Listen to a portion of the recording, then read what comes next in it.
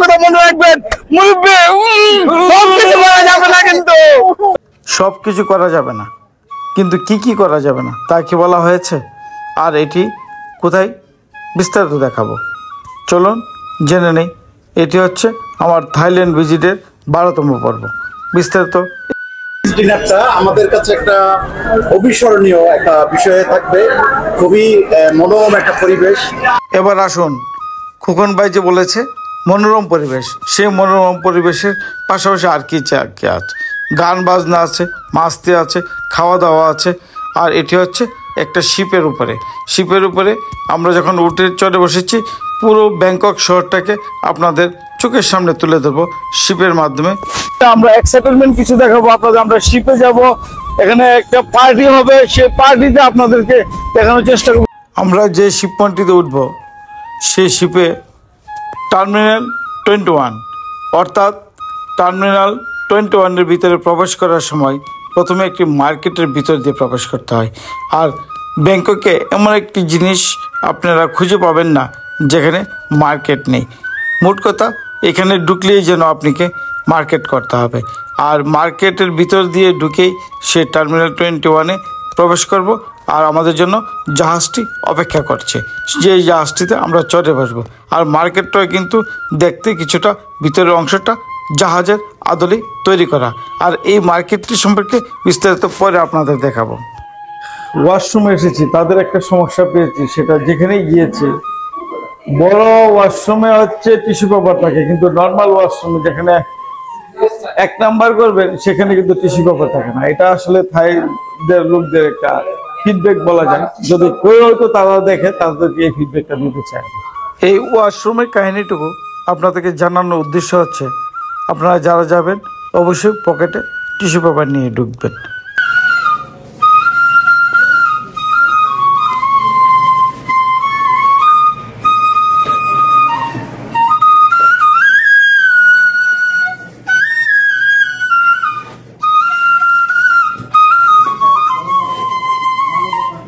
মার্কেটের ভিতরে হেঁটে হেঁটে আমরা একবারে মার্কেটের শেষ প্রান্তে চলে এসেছি। আর এখানে হচ্ছে আমাদের লাইন ধরার পালা, যেখানে আমাদেরকে একটু পরেই ডাকবে সিরিয়াল করে করে, এক এক করে। আর তার আগে আমরা এখন প্রবেশ করবো হচ্ছে জাকানাকা দেখার জন্য। আমরা লাইন আপ হয়েছি সবাই, আমরা বিস্তারিত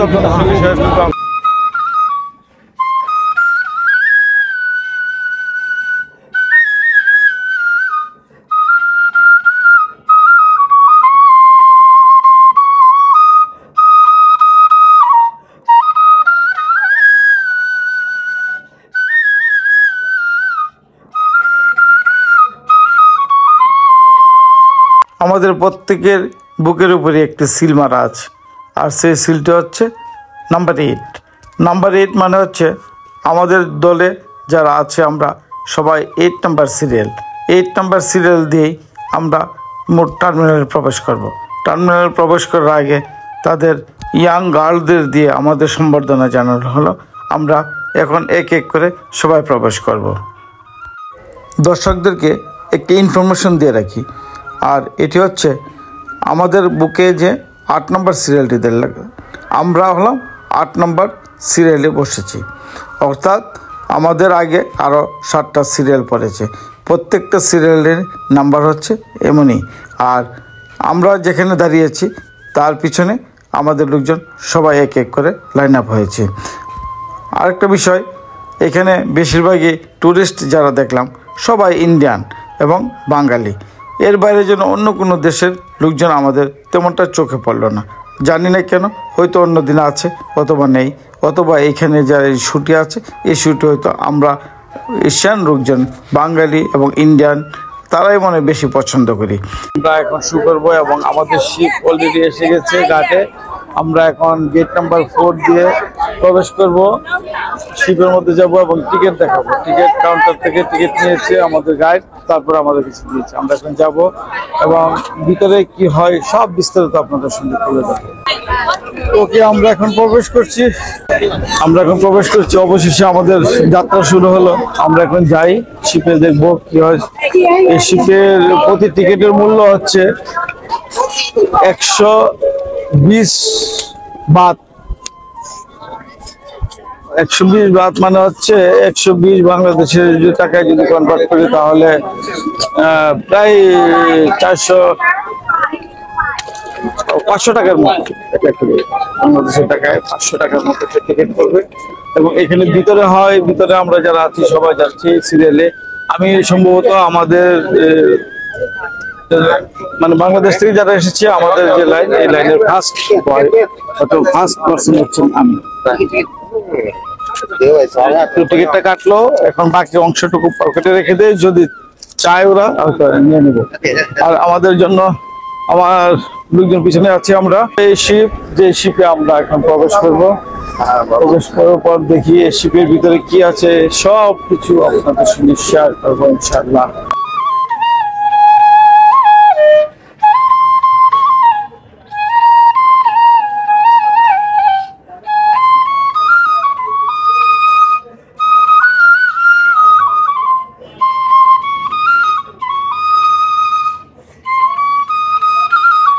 আমার লাইফে এটি হচ্ছে প্রথম শিপের মধ্যে ক্যান্ডেল ডিনার, অর্থাৎ আমরা নিচ থেকে এখন উপরে উঠছি। শিপ দোতলা শিপ, আপনারা বুঝতেই পারছেন। সিঁড়ি বেয়ে আমরা উপরে উঠছি, আমাদেরকে স্বাগত জানাচ্ছে, সুস্বাগত জানাচ্ছে থাইল্যান্ডের ভাষায়। আমরা উপরে উঠে দেখলাম যে প্রত্যেকের জন্য টেবিল বরাদ্দ করে দেওয়া আছে, কোন টিম কোন দিকে বসবে। ওই যে একটি সিরিয়াল নাম্বার দিয়েছিলাম, আমরা হলাম 8 নাম্বারের সিরিয়ালের। 8 নাম্বারের লোকজন এক পাশে বসবে, 7 নাম্বারের লোকজন অন্য পাশে বসবে। এভাবে নাম্বার ওয়াইজ তারা টেবিলগুলো সাজিয়েছে। আর এক পাশে তাদের ভিউগুলের সুর বাজছে, তারপরে আস্তে আস্তে হয়তো তাদের কার্যক্রমগুলো একটু পরেই শুরু হবে।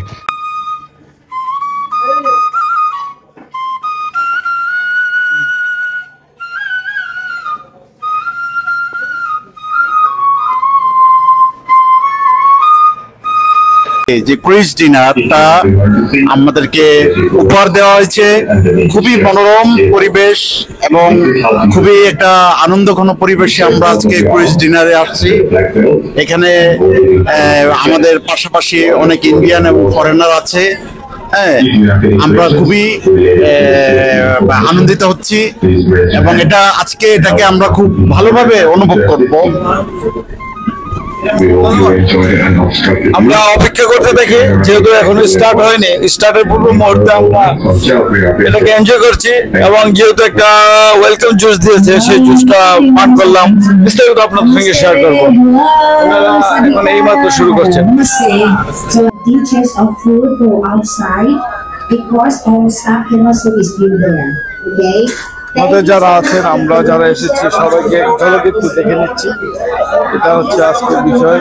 এবং এখানে যারা পার্টিসিপেন্ট আছেন সব পার্টিসিপেন্টদেরকে দেখে নিচ্ছি, কে কোনটা পছন্দ করবো হয়তো দেখে নিচ্ছি।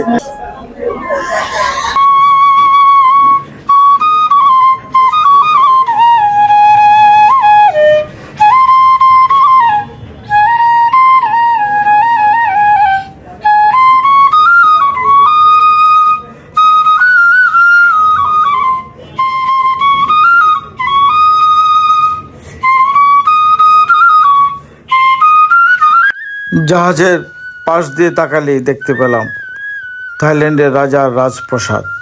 এই রাজপ্রাসাদটি কিন্তু এখন আর রাজপ্রাসাদ হিসেবে ব্যবহৃত হচ্ছে না, এটি একটি প্রার্থনা কেন্দ্র হিসেবে এখন এটিকে খুলে দেওয়া হয়েছে।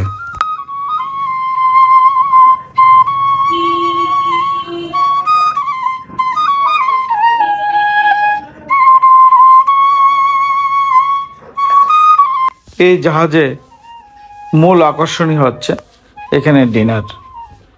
এই ডিনারটুকু আমরা সবাই সিরিয়াল ধরে বুফে খেয়ে নিচ্ছি, এক এক করে সবাই যার যার প্লেটে নিয়ে নিচ্ছি, তারপরে বসবো খাবার জন্য। খাবারের মান কেমন তা একটু আপনাদেরকে জানিয়ে দেব।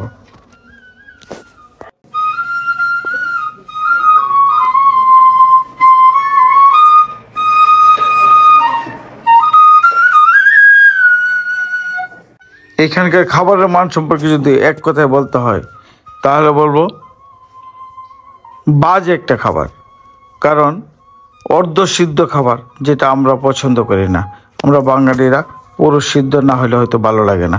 চিংড়ি মাছ দিয়েছে, চিংড়ি মাছটা ভিতরে কাঁচা, আর যে যে মাছগুলো দিয়েছে সবগুলাই অর্ধ সিদ্ধ, অর্থাৎ এগুলো আসলে আমরা বাঙালিরা মোটেও পছন্দ করি না। এই খাবারগুলো শুধুমাত্র থাইদের জন্য আসলে প্রযোজ্য। তারপরে কি আর খাবো, একটু পরে খেলাম পুটিং বা এই জাতীয় যেগুলো আমাদের বাঙালিরা পছন্দ করি, ওই ধরনের কিছু খাবার আছে, যেমন ফল ফ্রুটস আছে কিছু, ওগুলা খেয়ে রাতের ডিনারটা শেষ করলাম। কারণ অন্যরা হয়তো নিশ্চয়ই এগুলা পছন্দ করেছে, কিন্তু আমাদের বাঙালিদের জন্য মোটেও পছন্দের খাবার নয় এটি। হয়তো আপনারা বুঝতে পারছেন, রুচির বাইরে থেকেও তাহলে খেতে হচ্ছে অল্প পরিমাণে।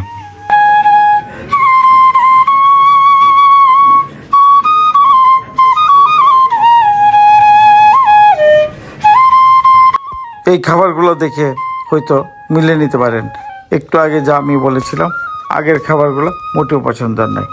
এখন যে খাবারগুলো দেখিয়েছি তা বুঝতেই পারছেন, ফুডস জাতীয় যে খাবারগুলো, সেই খাবারগুলো নিয়ে এসেছি। কারণ আগে 2-1 লোকমা শুধু খেয়েছিলাম রাইস, তারপরে এখন ফ্রুটস জাতীয় খাবারগুলো খেয়ে রাতের খিদাটা নিবারণ করলাম। আর জানলার পাশ দিয়ে দেখতে পেলাম আলোকসজ্জা, রং বেরঙের যে থাই বিল্ডিংগুলো, এবং যে যে জিনিসগুলো আজকে দেখানোর জন্য আমাদেরকে শিপে করে নিয়ে আসছে, সেই জিনিসগুলো 2 পাশ দিয়ে দেখা যাচ্ছে। এটি হচ্ছে থাইল্যান্ডের বৈশিষ্ট্য।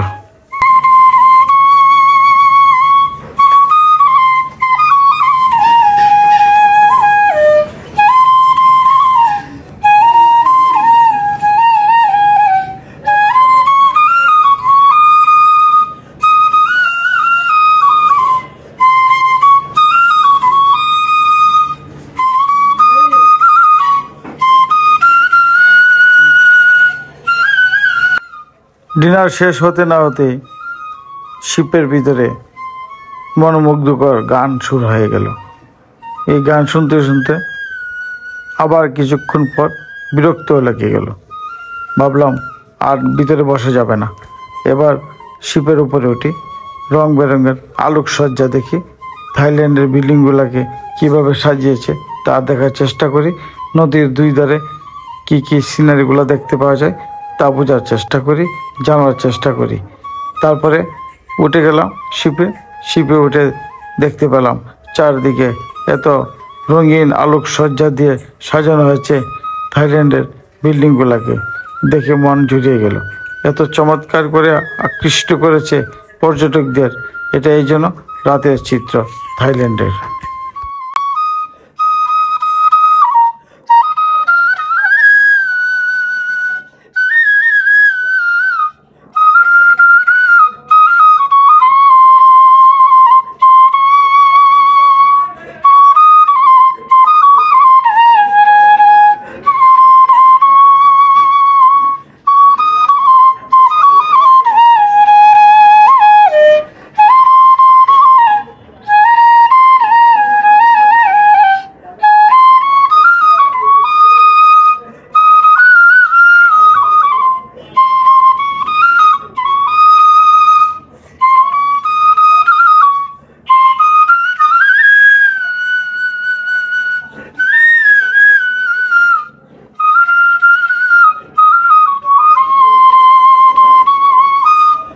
দেখতে দেখতে চলে আসলাম থাইল্যান্ডের রাজপ্রাসাদে।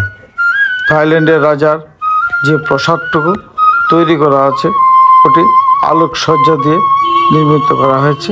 দূর থেকে, অনেক দূর থেকে তার আলোর ঝলকানি দেখা যাচ্ছে।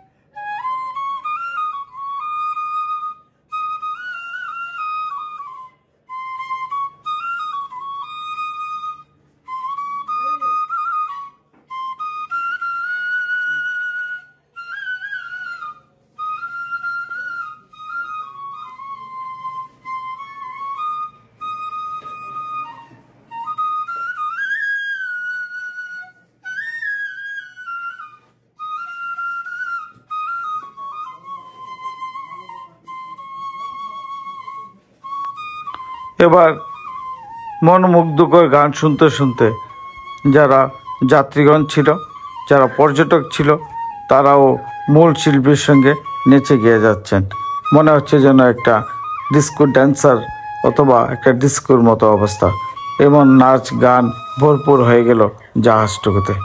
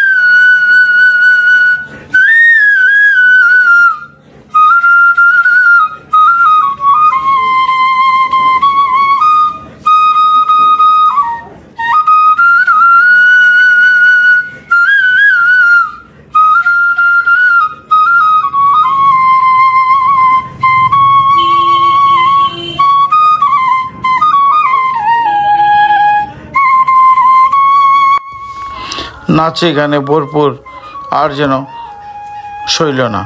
আমরা খুব সহসায় পৌঁছে গেলাম টার্মিনাল 21-এ। এখনই নামার পালা। আজকের যে টার্মিনাল 21-এর যে প্রোগ্রাম ছিল, নাইট এবং ডিনার পার্টি এবং মস্তি মাস্তি যা আছে সব এখানে দেখিয়েছি। আপনারা যারা দেখছেন তারা নিশ্চয়ই অবশ্যই ভালো করে দেখেছেন এবং বিস্তারিত খুঁটিনাটি সবকিছু আমি দেখানোর চেষ্টা করেছি এবং আপনারা রয়েছি। তবে একটা কথা মনে রাখবেন, মুরব্বি সবকিছু করা যাবে না কিন্তু। তবে বুঝতেই পারলেন আমার 12তম পর্বটি ছিল টার্মিনাল 21-এ। আবার নতুন কোনো পর্বে নতুন কোনো জায়গায় দেখা হবে। ততক্ষণ ভালো থাকবেন। আমার ব্লগে নতুন হয়ে থাকলে অবশ্যই সাবস্ক্রাইব করে নেবেন।